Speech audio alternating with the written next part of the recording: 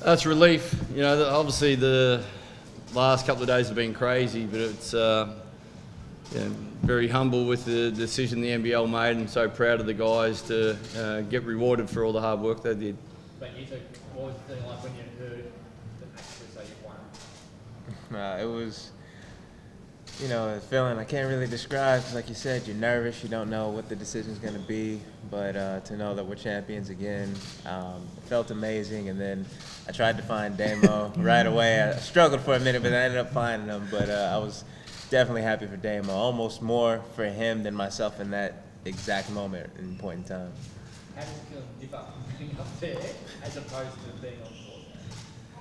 Oh, and yeah, it is a massive difference. I've never experienced anything like this. It's been a whirlwind 48 hours, and in the scope of everything that's going on worldwide, and then trying to draw it back to what our little bubble is within the basketball community, it's been a huge couple of days, but that doesn't take away from what took place the previous 6, 7, 8 months, or a lifetime of dreaming of winning championships. So, yeah, it's an incredible moment, albeit a lot different to hearing the siren, running and embracing. But yeah, when we were announced winners, I looked over and Bryce was there giving me a big cuddle, and to hear him named as grand final MVP, that's a special moment. I got to share alongside possibly the greatest player of all time in the NBL, and definitely the best Wildcat of all time. So there's special moments throughout the course of a season, there's special teammates, and to be able to share those two things with Bryce and obviously Trevor, it's a great feeling, but albeit in unique circumstances and still trying to be respectful to Sydney, who had to hear the news as well, with a different reaction obviously. So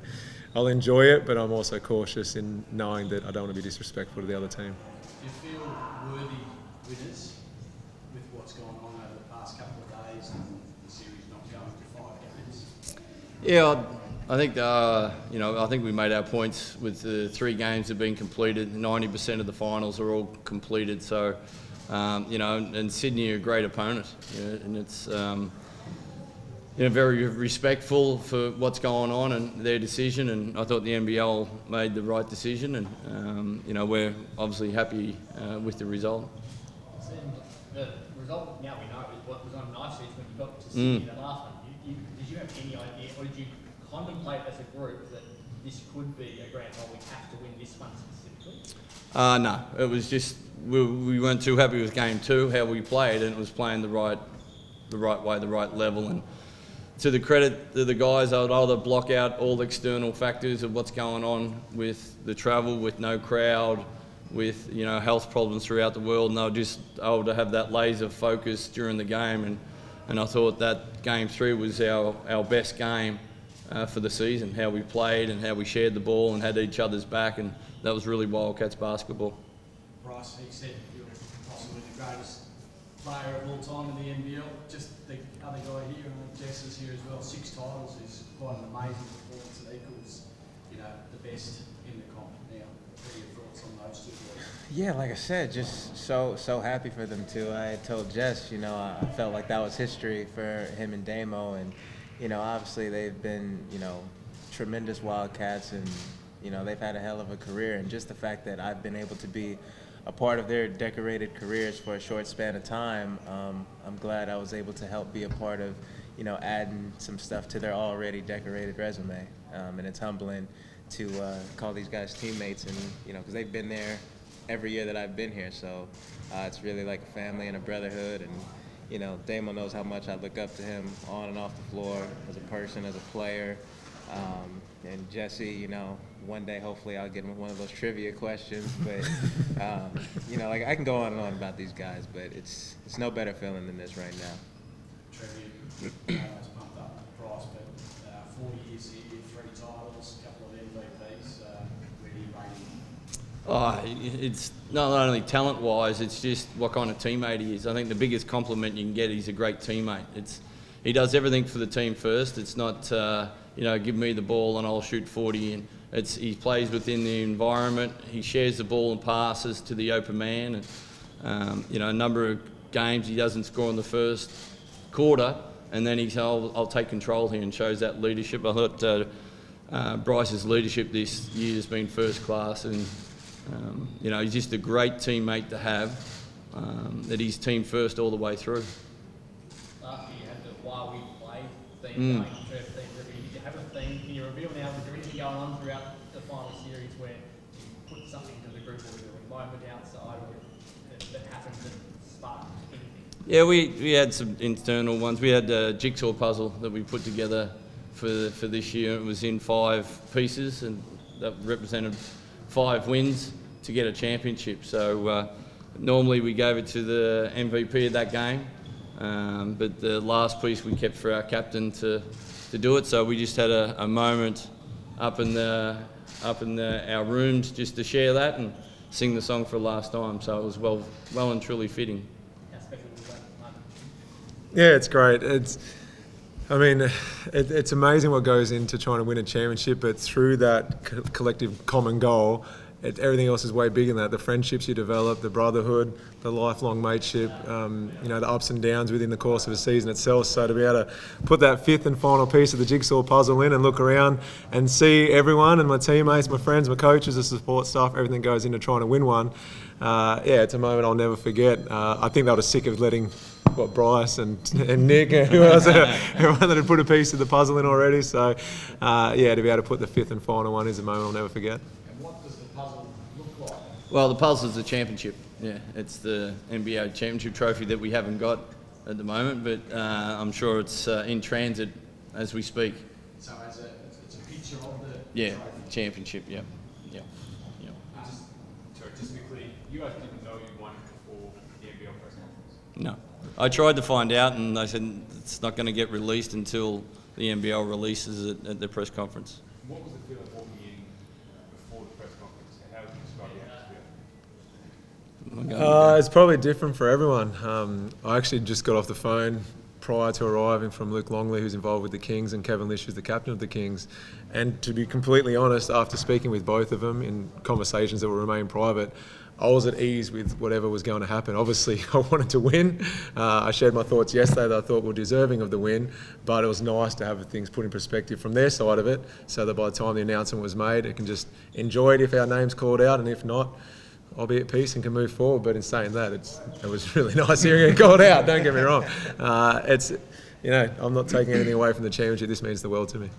Bryce, some of the concerns that Kings American guys or international guys have is they might not be able to get home. You've got the issue of having families in different countries at the moment. How's your life been impacted by what's going on around the world and your inability to travel and see family and speak to family and stuff? It's definitely been impacted, and as you know, I'm one of the more private guys, but I've been able to FaceTime and talk to my family back home and see how they're doing. But it's been such a whirlwind, and considering things change, every couple days or so, it's hard to put a plan in place. So you just gotta keep up, I guess, with the current news. But I feel things are just way too unstable to set something in place. But everybody's doing all right back home, which is the most important thing for me. Were your initial plans to go home after this season? Like once it's April, May, were you planning like 2 or 3 months ago to be there? Yeah, I always go home in the off season, but like I said, with the way things have been happening, you're not quite sure, how your normal plans are going to pan out. So, you have to adapt. But again, the most important thing for me is making sure, my family back home is safe, and obviously my family here. So, so far so good, and I'll keep rolling with the punches as they go. Ross, why is this club so good and resilient and now so successful? What do you think it is? Well, they were good long before I got here, so I can only just speak on the way when I've been here. And when I first got here, you had Damo, Jesse, Greg, Matty Knight, guys that had been through the ringer, and I kind of followed behind their footsteps, and they knew what it took to win championships, and we followed their blueprint. And then as I continued to play here season after season, I wasn't the newcomer on the block anymore, and I kind of learned what it took. So in my own ways, I tried to help be leaders as well. Damo's the vocal leader. I'm more of a silent guy and try to lead by example, but it's all a collective group, and I think just knowing we have so many guys that have been a part of championships, that really helps whenever we have new guys come into the team and help them assimilate as quick as possible. So will you twist the arm of the bloke sitting next to you to keep on going? He's got a big decision to make, obviously, how much. He offered to write my retirement speech. He's like, you're done.